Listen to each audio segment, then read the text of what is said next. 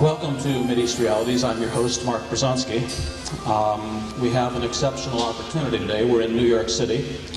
We're at the MCC, the Metropolitan Correctional Center in Lower Manhattan, not far from Chinatown.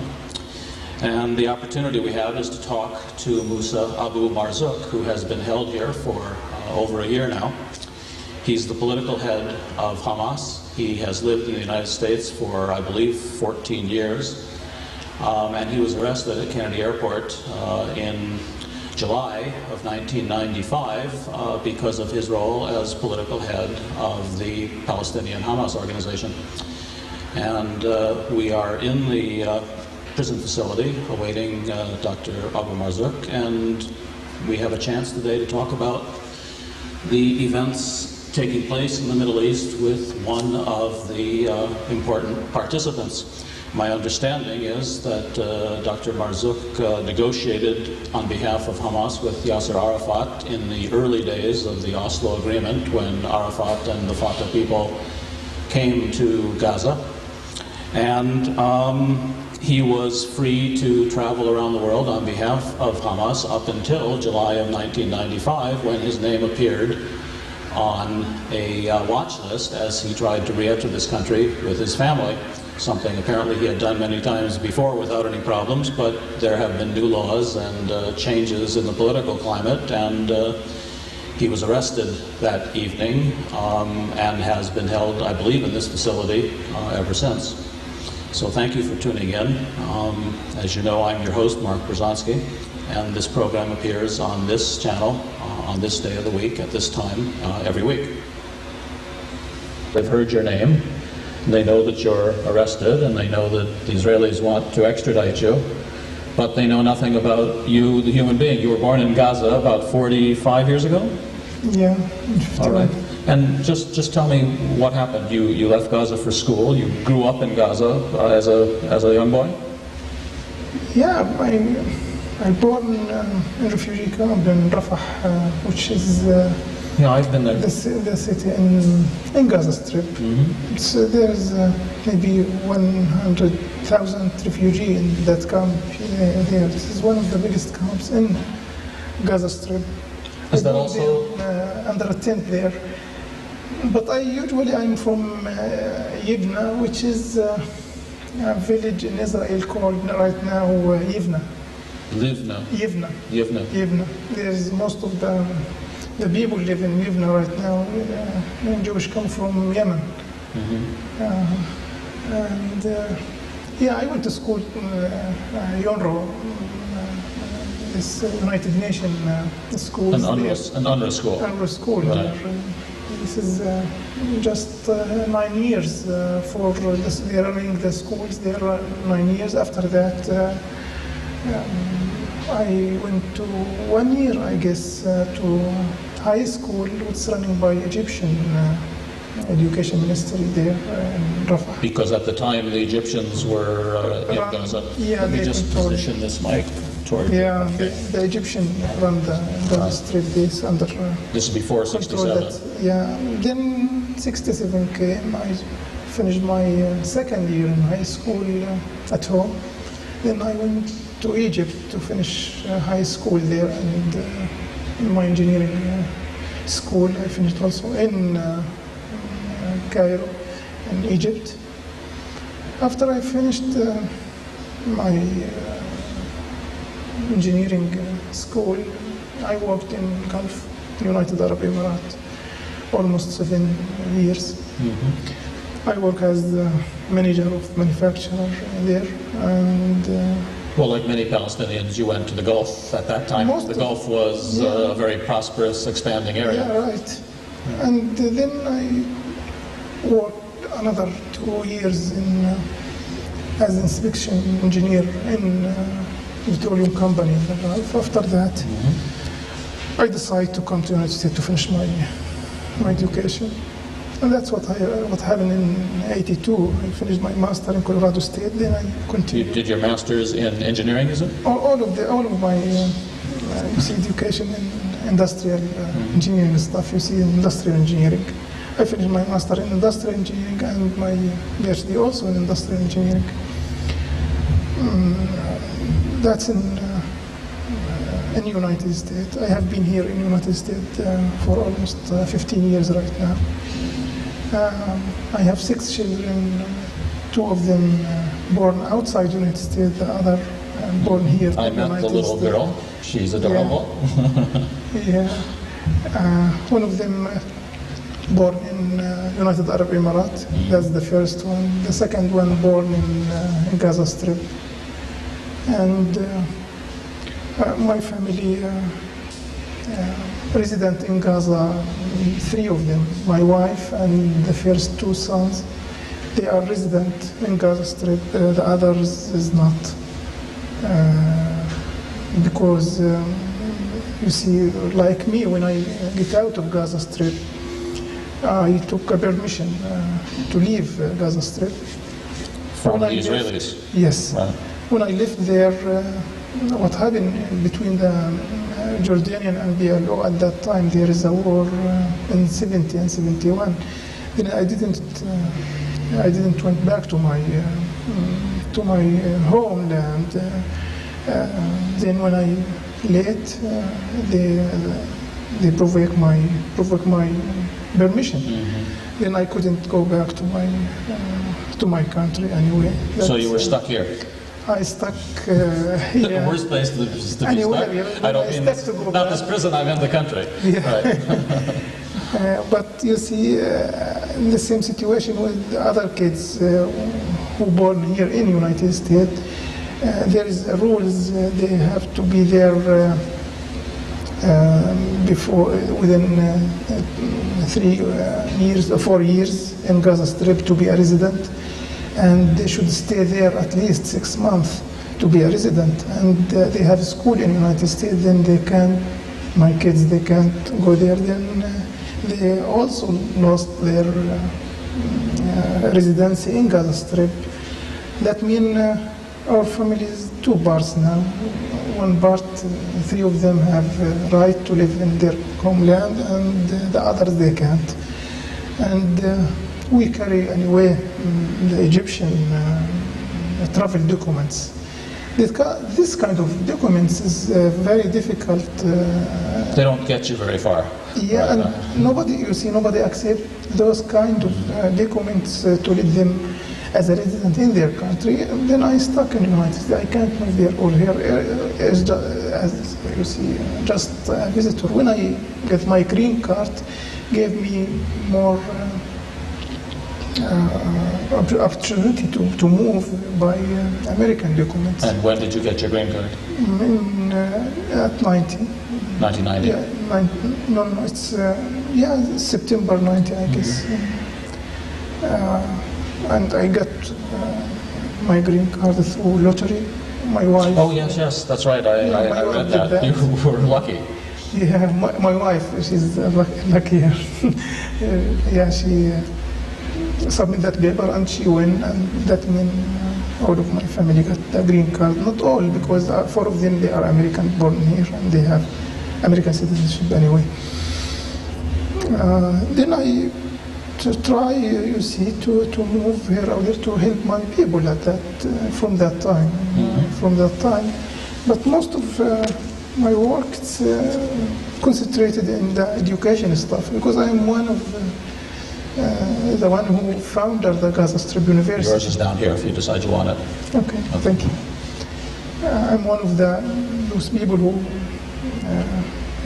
as a founder for Gaza Strip, which is Gaza Strip University, which is the only university in Gaza Strip at that time, and it is the second largest university in West Bank and Gaza Strip. Now I've been to Gaza. In fact, 5 or 6 years ago, there was a movie made called Gaza Ghetto. Yeah. Which is about, now there's a movie being made called Gaza Prison, but so I'm familiar with the situation. I've been to beach camp, and of course. By the way, it's a prison a long time ago, but maybe now it's worse. But always Gaza Strip siege, you see like this, you see a long time ago, it's 1 million people there in just 360 square kilometers. Right, and in the years I went, there were no hotels. The only place was Mrs. Shawa's Marna house for people like me. And we'd stay a few days and then we'd leave, of course.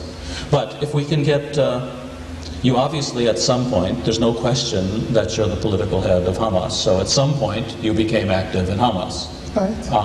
And when was that? You were living in this country. When did you take on this role? You see, Hamas, as you know, or some people knows, she is not just hierarchy organization. It is the Palestinian hope, and it's the people who work for the Palestinian in certain way. They call them as Hamas people. When the Israeli government kick out 416 people from West Bank and Gaza Strip to South Lebanon as the deportees at that time. 93? 93. It was a big problem for those people who decide to stay in South Lebanon under hazard weather there. And there is a negotiation start at that time between, among all Palestinians.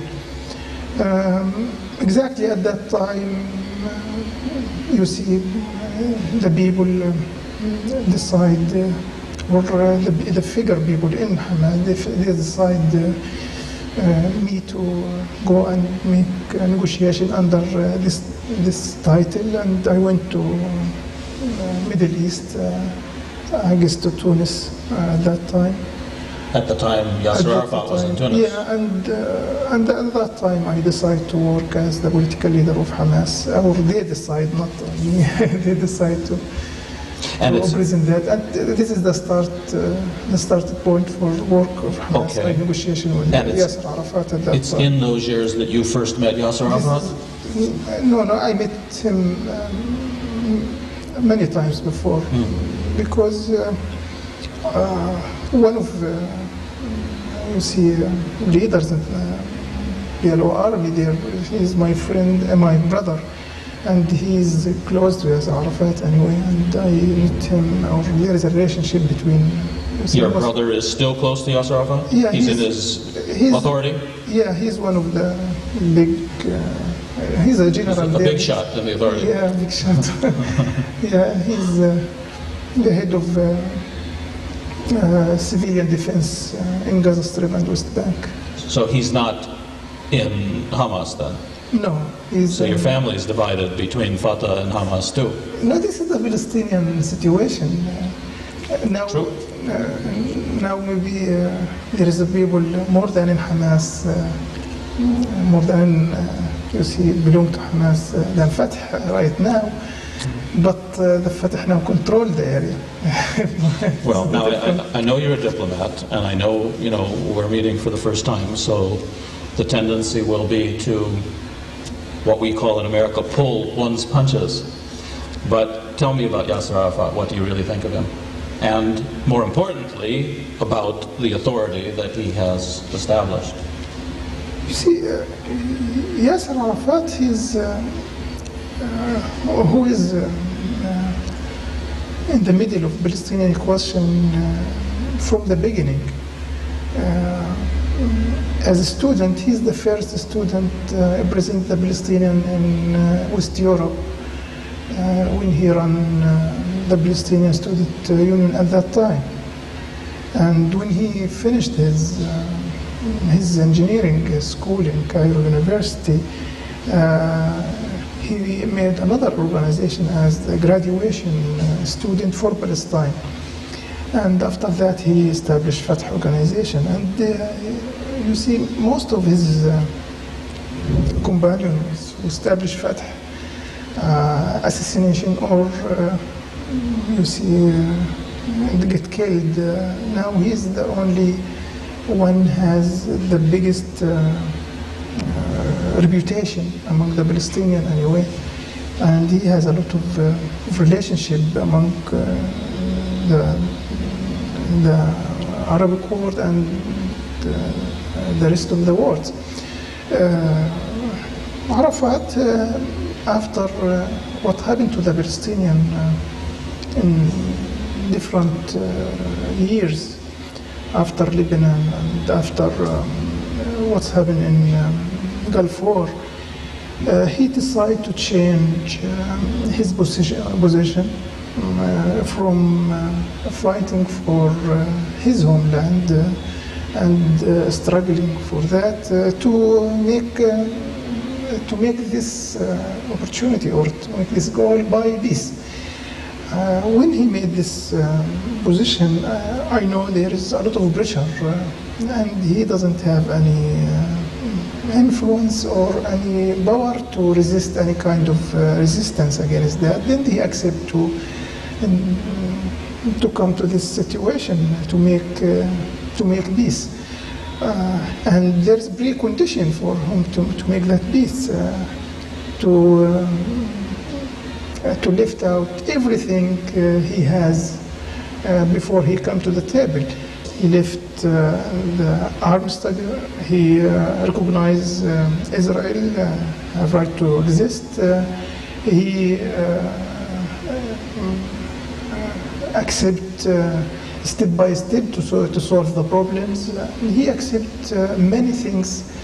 I would say it is very difficult after that to accomplish any good after he left everything and then come to negotiate. When you negotiate with somebody without any kind of power, just hope or just trust the other one, that means you put all of your paper in front of him, that's all. And that's what's happened to Yasser Arafat right now. When he run the Palestinian Authority now, he just now looking for But it's more than that. It's more than that, isn't he? Isn't he arresting and torturing your people? This is another situation. This is a Palestinian question. This is because of his situation, or because he accepted that peace accord. The Palestinian divided sharply between what he think and what they want to. The Palestinians thought they're gonna lose everything. Then most of the Palestinians, not only Hamas, most of the organization which is working with Yasser Arafat since establishing PLO, and they're working with him shoulder to shoulder. They refused to come with Yasser Arafat in this peace accord. And either in Fatah organization itself, there is a big question, and it is also divided in two parts. That means most of the Palestinians didn't recognize what Yasser Arafat did. Most of the Palestinians, most of them. And the other, they made a very good picture in front of them, and they lying on the Palestinian when they said we're gonna have a state of Palestine, we're gonna have Jerusalem again. The Israeli army gonna withdraw from West Bank and Gaza Strip, and those 20% of Palestinians, when they accept the peace accord, they accept because they thought more was coming. They're gonna have something, at least the Gaza Strip and West Bank as a Palestinian state. And right now, the reality comes. Now, it's your belief then that the Palestinians are entitled to armed struggle against the Israelis because the Israelis continue to occupy parts of Palestine? Look, in the history, the Palestinian people, they never rise or there never be a struggle against any people before. They control by many other people. As a Palestinian, they never struggle against Turkish, for example. They live with the Turkish governor there without struggle, armed struggle. And they live with, when the Great British at that time, they occupied Palestine, they didn't, even though at that time they didn't struggle, army struggle with the British occupation at that time. And the Jewish themselves, they used to live in Palestine and in the other Islamic worlds at that time without any problems. My father, for example, he used to work with a Jewish family close to my homeland, my village. Yes, you mean before the Jewish state? Before Jewish state. There is no any kind of conflict between the people who live in Palestine. You see, because their religion is Jewish or Muslim or Christian. Yes, but there has been an armed struggle now for 2 generations. What's happened? Yeah, what's happened when the Palestinians kicked out of their countries at that time? Most of 750,000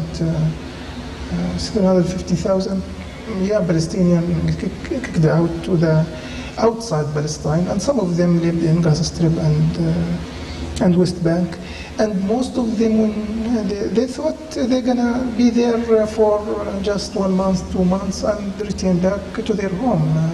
Nobody at that time thought he gonna lift his homeland. I really don't want to deal with the history so much as with the present. And I asked you if you believe that the Palestinians are entitled to armed struggle against the Israelis who are now occupying Palestinian land. The reason I asked you that is because in your 60 Minutes interview, the interviewer kept asking you, do you support terrorism? Do you support terrorism? And you kept answering, you have to ask, why do people do these things? And at least in the interview they broadcast, you never got an opportunity to explain why people do these things. Yeah, so I'd like to give you that opportunity today. You see, the word terrorism itself, there is no definition for this word. If you look at 20 years ago, there is no such thing used at all for any people who struggle for his homeland or for his freedom. Nobody can use this kind of words against anybody like this. Begin was a terrorist. He had a wanted poster, the British. Shabir was a terrorist. That depends who in the position, power position. You see, who defines the who defined that? The British government, they defined terrorist for so and so, because they killed some British soldier that at that time, or they blew up the David Huttage. But this such word, you see, it is very difficult to define. Until now, there is no certain definition until the people, you see, recognize that definition. Well, how about you use your words? Tell us in your words we are what freedom fighter in reality, and we are freedom fighter. We're just looking for our freedom for my people, their rights to live, their rights to establish their government. They have right to return to their homeland. We really fight for Palestinian hope. That's as simple as it is. Does that mean that if the supposing Yasser Arafat's regime for one reason or another wasn't there and the Israelis had to find somebody else to negotiate with, we all know they tried the mayors in the 70s, the village leagues in the 80s, they tried everything before going to Arafat, and then they only went to Arafat when he was bankrupt and had no choice. Right. Either it was, I resign, or I cooperate. So the reason why Arafat he has this kind of power, because there is